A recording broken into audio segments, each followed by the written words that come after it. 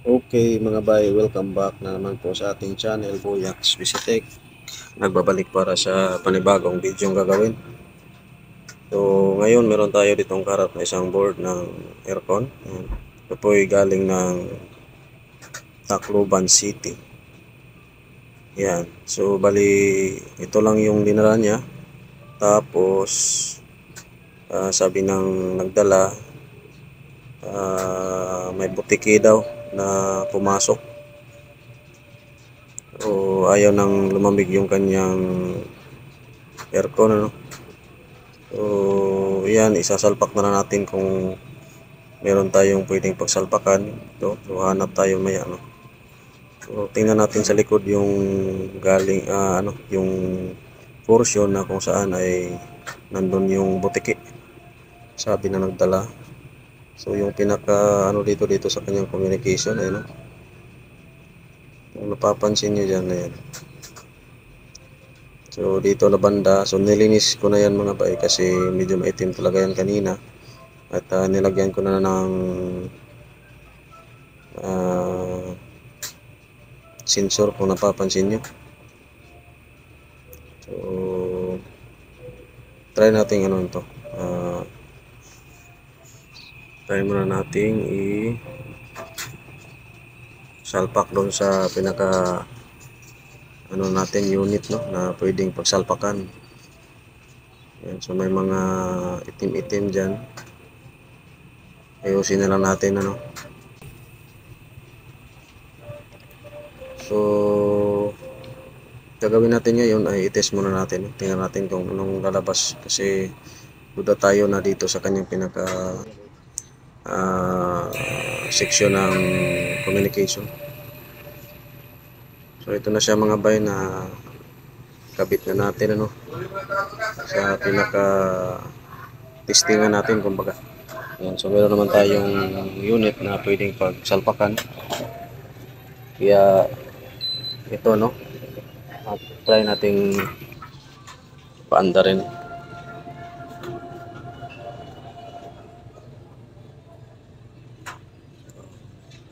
So bali nakaabang na yung tester natin dyan.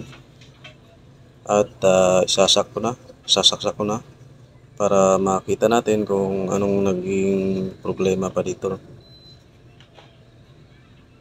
Yan, meron na siyang power.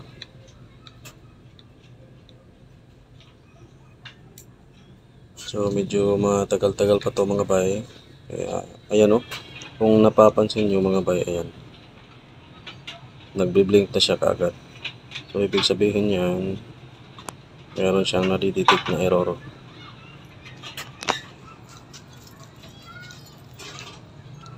Mandar na yung ating pinaka-indoor dyan.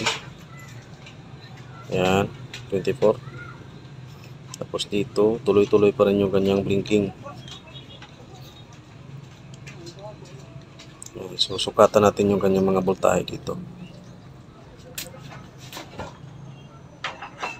So tingnan natin yung 12. So meron naman siyang 12 o 12 volts. Tapos yung kanyang pinaka 15. Pinaka 15, ayan. So meron siyang 15 standby. Tapos dito sa kanyang pinaka LDO, so meron tayong 3.3. So ito yung 5 niya. Yan. So ibig sabihin mga bay, normal na normal yung ating power supply. So antayin natin, no, kung anong magiging kapalaran nito, itong unit na to mga bay, no. So standby muna tayo mga bay. At sa mga bay natin dyan na baguhan, bumisita sa channel natin, please paki-subscribe naman yung ating channel. At kung nagustuhan nyo yung ating video, no, pa-like and share na lang mga bay. So medyo malayo-layo pa tayo. Yung kailangan ko ng mataas-taas na panunood nyo, no. Sana itapusin nyo yung videos. Tapos yung ibang video naman natin, pakibisita naman, no. At sana meron kayong natutunan sa ating mga na experience dito. Baguhan lang kasi tayo mga bay sa pagre-repair ng mga electronics. Pero kahit na baguhan tayo, no, hindi pa rin tayo gatubiling i-share yung ating mga na-experience dito. So, ayan, standby muna tayo mga bay. No? Tingnan natin kung anong magiging resulta nito. Kung iwan ba to. Ayan. Meron na siya kaagad na nadidetect na error. Iwan or iba pa. So tingnan natin. Hindi pa natin alam kung ano yung magiging kinalalabasan. Importante lang kasi mga bay na malaman natin kung ano yung error niya. So doon natin ipopokus.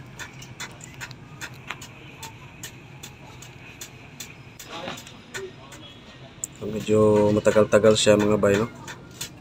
Ayan. So hinang muna natin yung compressor. Ayan natin. Kasi kanina umandar yung yung fan niya. Kaya lang yung compressor ayaw. At may lumabas na PO. Error. So ibig sabihin mga bay, yung kanyang pinaka signal kumbaga, no? Yung ating communication good kasi okay naman, no?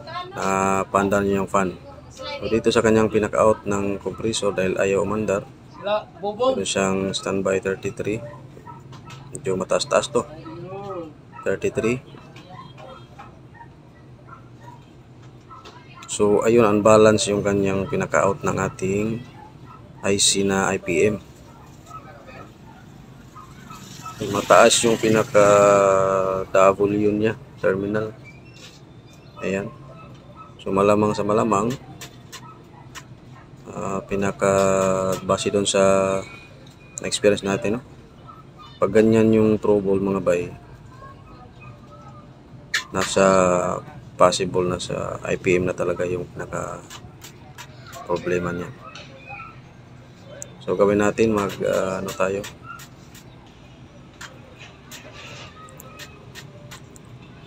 bili tayo ng pyesa, bibili tayo. So hinang natin yung kanyang compressor dito, try natin kung ano yung lalabas. Kung talagang sa IPM ba yun talaga yung pinaka problema niya dito. So ayan, no, PO error.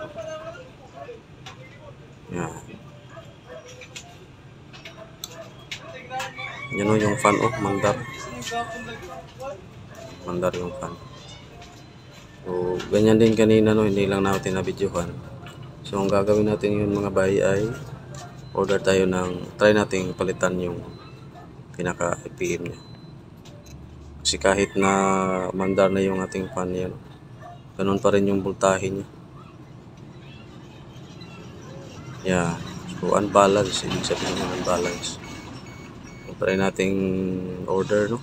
Order tayo. Try nating palitan yung kanyang pinaka IPM dito. At medyo matagal-tagal pa tong mabuo tong video na to, kaya paki-subscribe na lang yung ating channel mga bay. Sa mga bay natin master, maraming salamat sa inyong suporta. So ayan mga bay. So okay mga bay, dumating na yung in-order natin para sa ating board ng aircon, ano. Ito yung IPM na ipapalit natin doon sa ating pinaka board na sira, ano. Kasi nakita natin doon na sira na yung kanyang IPM base doon sa pagkaka-check natin na hindi na balance yung kanyang output voltage sa pinaka UVW na terminal, ano. Kaya ayaw umandar na kanyang pinaka fan motor mga bay. So ito na yun, dumating na. So ito yung ating ilalagay. So yan, sa ngayon mamaya na natin ito ilagay kasi nagano pa kami ngayon, no. May ini-install pa kaming aircon, you know. Yan sila. Yan. So lapitan na natin.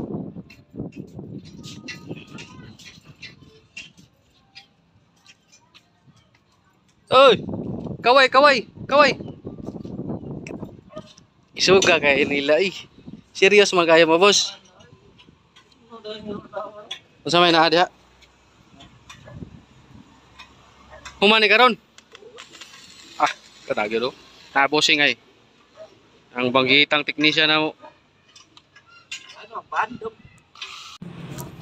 Okay, ito na siya mga bay, na buksan na natin yung ating bagong IPM na ilalagay. Ito yung ipapalit natin. Ayan, nakabalot pa siya. Tapos tinanggalan natin yung kanyang pinaka original na nakakabit. Ito yun. Ito yung sira. Unbalance yung output. Mga bay.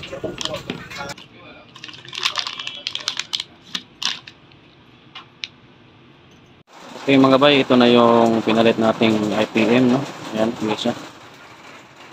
Kinabit na natin. Bali ito yung pinaka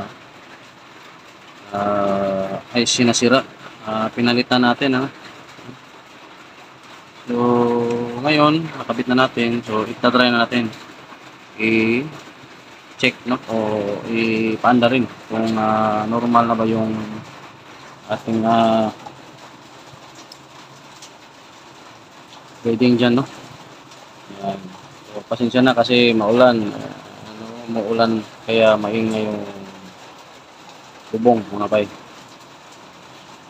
So try natin ipaanda rin.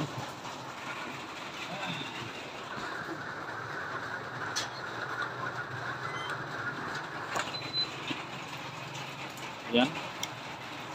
Tapos dito natin kung nag-blink.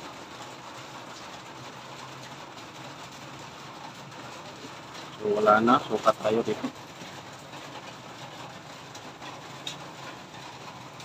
Uy, mataas kaagad.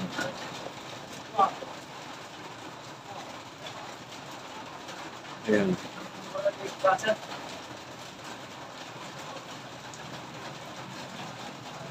So balance naman, try natin i-kabit yung compressor. Dili. Dili. Nawali ba yun? Napasa si kong pinsal yun.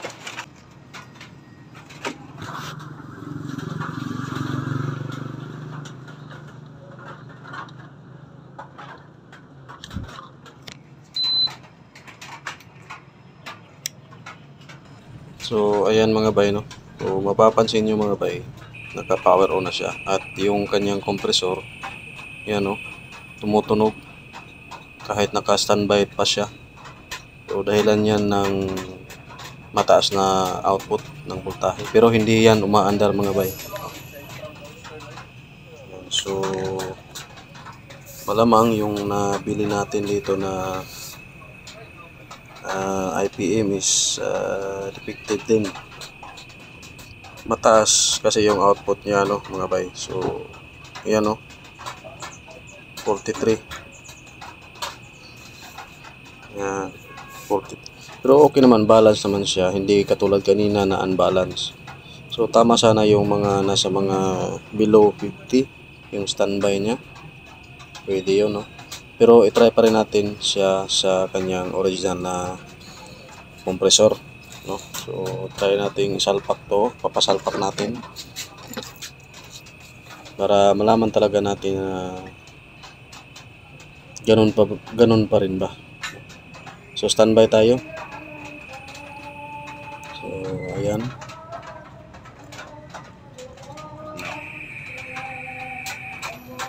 Hintay lang tayo. So andar na yan. So ayan, no.